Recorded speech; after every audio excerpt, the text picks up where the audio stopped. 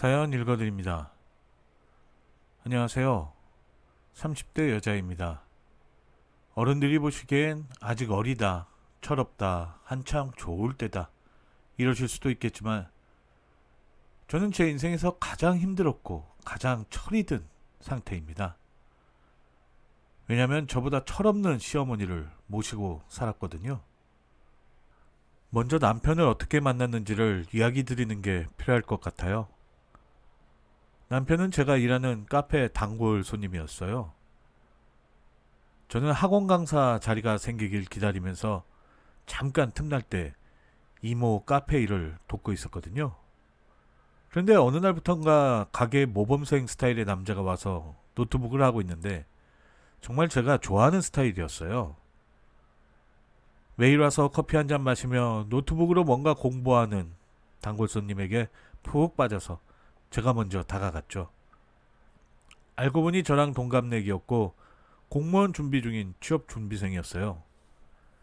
남들은 학원에서 1분 1초를 쪼개가며 공부를 하는데 카페에서 노트북 켜놓고 공부할 정도니 당시 남편은 이미 공부를 포기한 상태였죠. 그땐 무슨 콩깍지가 씌었는지 남자친구의 그런 모습에 빠져서 제가 먼저 데이트 신청하고 가까워지게 됐습니다. 돈 없는 취업준비생 남자와 졸업하고 몇 군데 학원에서 일한 경력으로 보습학원 강사 자리 알아보려는 여자가 만났으니 무슨 돈이 있겠어요. 데이트는 거의 이모네 카페에서 하고 이것저것 쿠폰에 이벤트 행사 따라다니며 할인 영화 보고 서비스 식사로 저녁 때우며 데이트를 즐겼습니다. 그땐 그게 낭만인 줄 알았죠.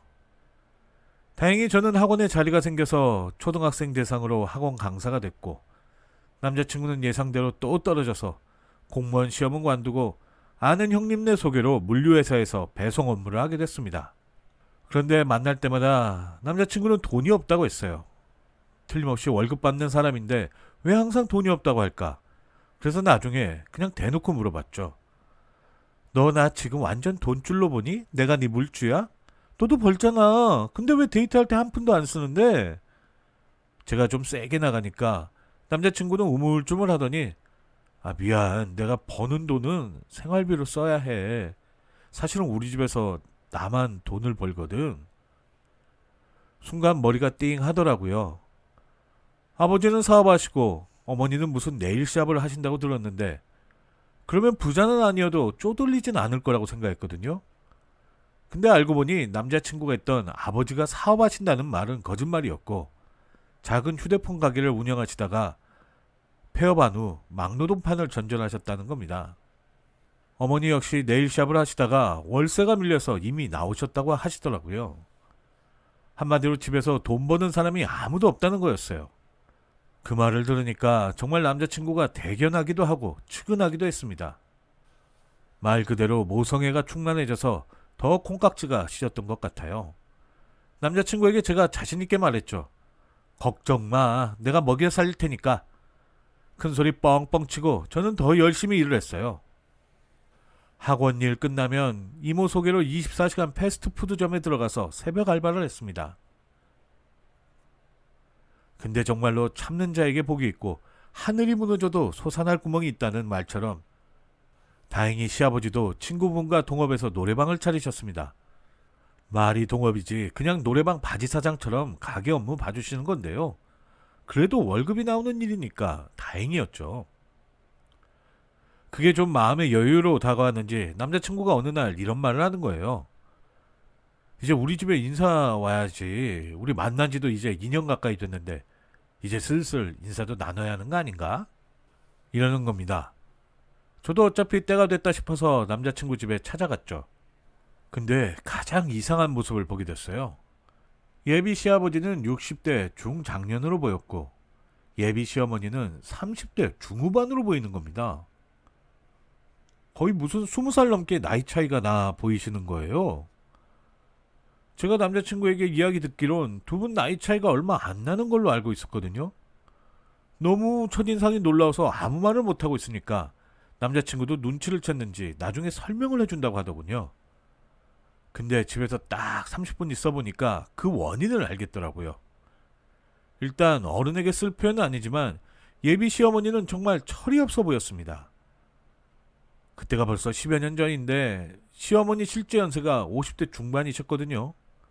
근데 30대 중반 외모에 옷차림도 그렇게 입으셨더라고요. 대략 한 15살은 어려 보이는 느낌이었어요. 예비 시아버지는 몸고생, 마음고생을 너무 많이 하셔서 외모가 폭삭 늙으신 거죠. 반대로 시어머니는 업무적인 특성도 그렇지만 원래 타고난 동안에 약간 철없이 생각하고 관리를 꾸준히 하다 보니 너무 젊어 보였어요. 어쨌든 남친과 일단 사랑 하나 믿고 결혼을 했고 꾸준히 자기 분야에서 열심히 일을 했습니다.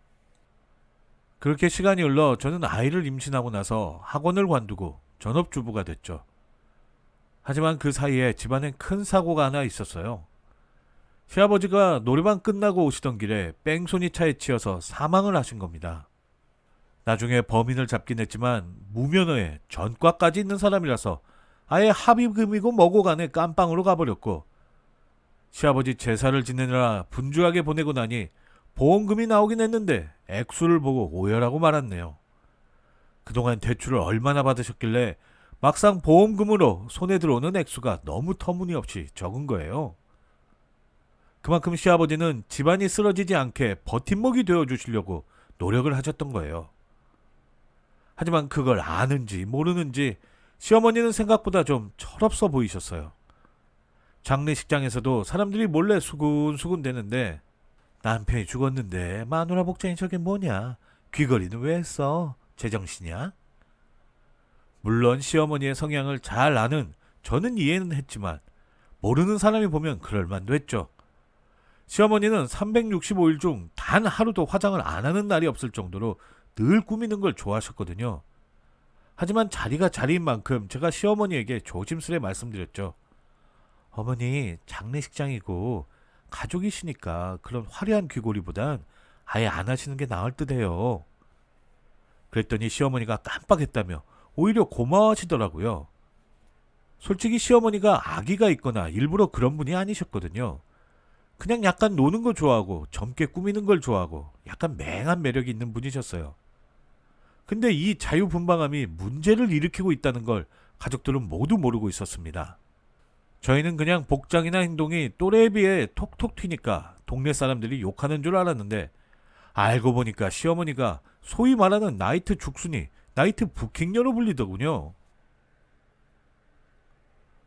혼자 된 시어머니가 나이트에 가든 클럽에 가든 그게 무슨 상관이냐고 말씀하시면 할 말은 없지만 오죽 그런 데를 자주 들락거렸으면 별명이 나이트 부킹녀라고 불리겠어요. 그 소문을 우연히 미용실에서 듣고 나서 제 귀를 의심했어요. 그래서 소문을 얘기하는 아줌마를 붙잡고 아주머니가 보셨어요? 보셨냐고요? 하고 따졌죠. 게다가 시어머니랑 부킹한 동네 아저씨도 몇 명 있다고 하던데 정말 그 말을 듣는 순간 제가 쥐구멍에 숨고 싶더라고요. 도저히 안 되겠다 싶어서 남편에게 소문을 이야기했죠. 그 얘기를 들은 남편은 진짜 노발대발하며 시어머니에게 따졌습니다. 어머니, 동네 창피하게 이게 뭐예요? 그러자 시어머니는 정색을 하며 너 내가 밤에 나이트 가는 거 봤어? 내가 밤에 나가는 거 봤냐고. 갑자기 역정을 내시는 겁니다. 그러고 보니 밤에 시어머니가 나가신 적이 없거든요. 도대체 그럼 이런 소문이 왜 난 거 같냐고 물었더니 시어머니는 내가 그 이유를 어떻게 아니? 이제 남편 없다고 동네 아줌마들이 나 하나 두고 반찬거리로 씹어대는 거지 뭐.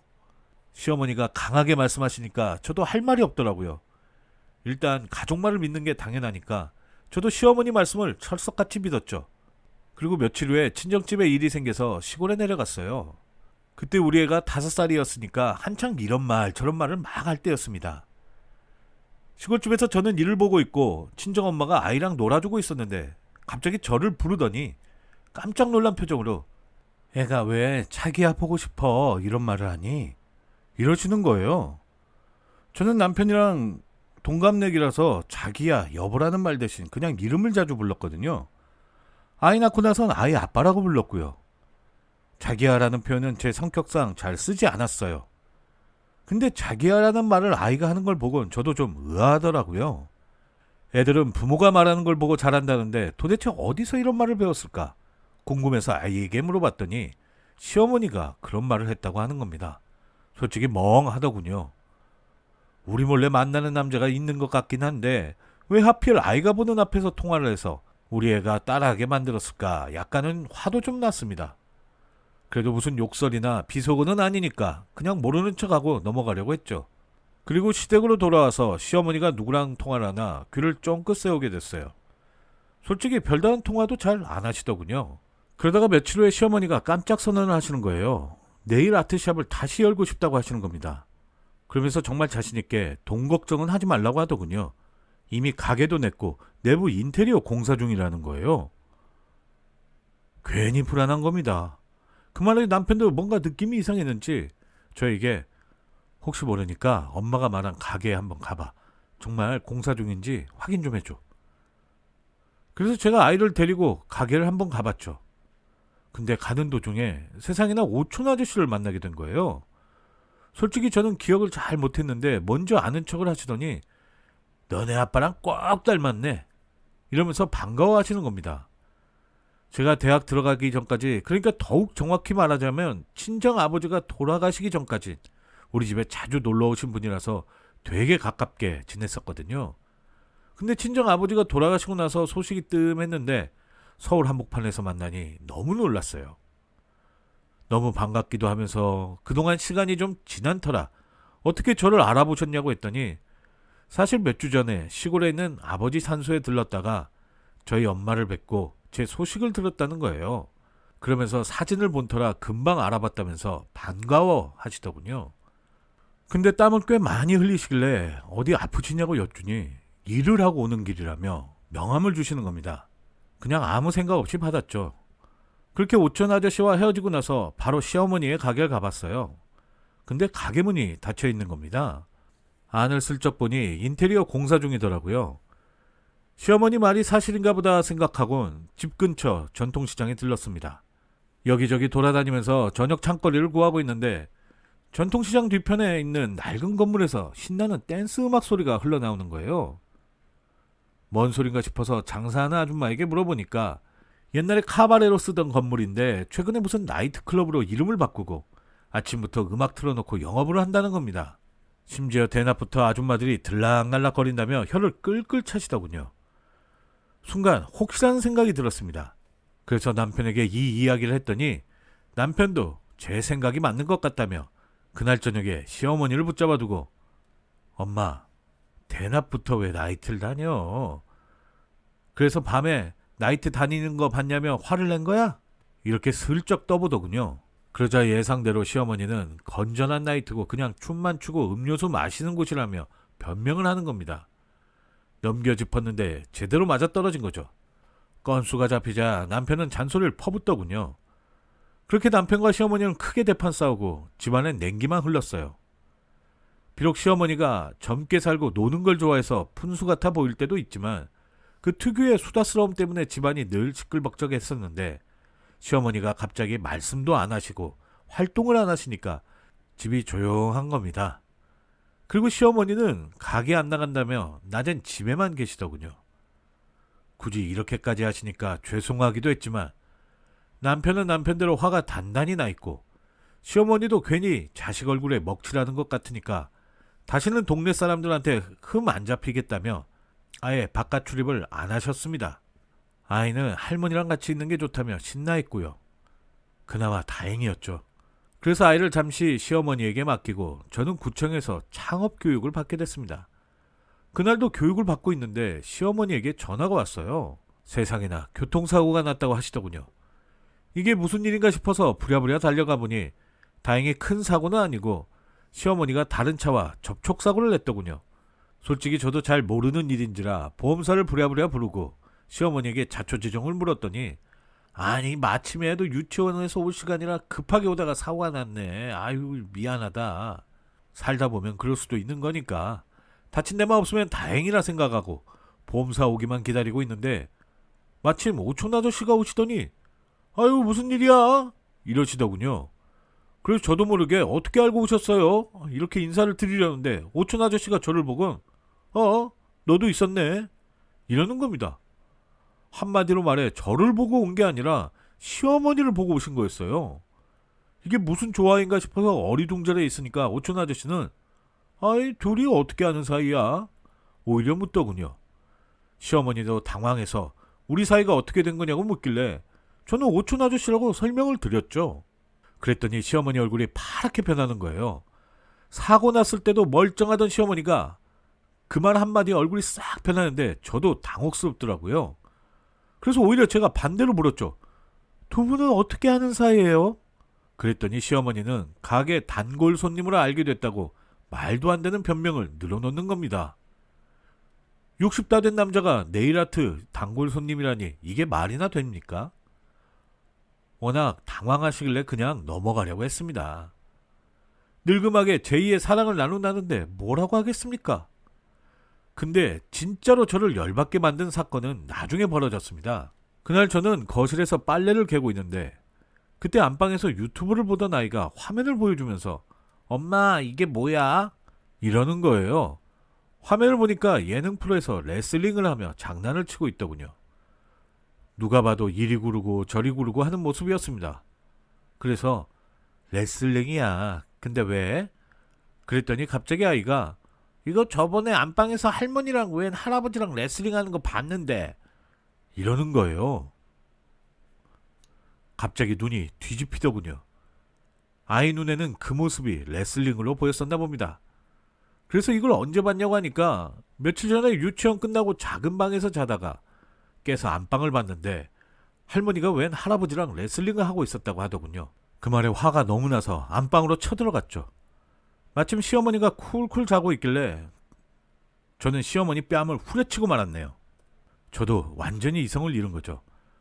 얼굴에 맞은 시어머니는 왜 이러냐며 소리를 버럭버럭 지르는데 저야말로 소리를 더 쳤어요. 어머니, 하필이면 그런 짓을 안방에서 해요? 사태 파악이 된 시어머니는 변명을 하더군요. 아니, 아이가 자고 있길래. 자고 있어도 그렇죠. 그 말에 시어머니도 열이 받으셨는지 제 머리카락을 붙잡아 뜯고 완전히 난장판이 됐습니다. 나중에 남편이 와서 중재하고 마무리가 됐지만 이젠 시어머니랑 한 집에서 사는 건 절대로 있을 수가 없는 일이 되어버렸죠. 그래서 어머니 그냥 용돈 두둑히 드릴 테니까 그냥 나가서 사실래요? 아니면 우리가 나갈까요? 그 말에 시어머니는 돈만 주면 오촌 아저씨랑 같이 살고 싶다며 집을 비우셨어요. 그 후에 경기도 어느 중소도시에서 작은 네일 아트샵을 하며 어른들 대상으로 장사하고 있다는 이야기는 들었습니다. 물론 남편만 찾아가서 인사를 드렸고요. 저는 솔직히 시어머니를 다시는 보고 싶진 않네요. 왠지 선을 넘을 대로 넘었다는 느낌이니까요. 그래도 남편이 자기 엄마 챙기는 걸 말리진 않습니다. 아무리 사고를 치셨더라도 시어머니는 가족이니까요. 듣지 않니 이제는 오촌 아저씨랑 싸우고 다른 남자랑 산다고 하는데 저는 더 이상 쳐다보기도 싫네요. 그냥 다 연락 끊고 마음고생 안 하고 사는 게 가장 편하더라고요. 정말 철없는 시어머니 덕분에 제 인생도 피곤했던 시간들이었습니다. 저의 긴 글 읽어주셔서 감사합니다.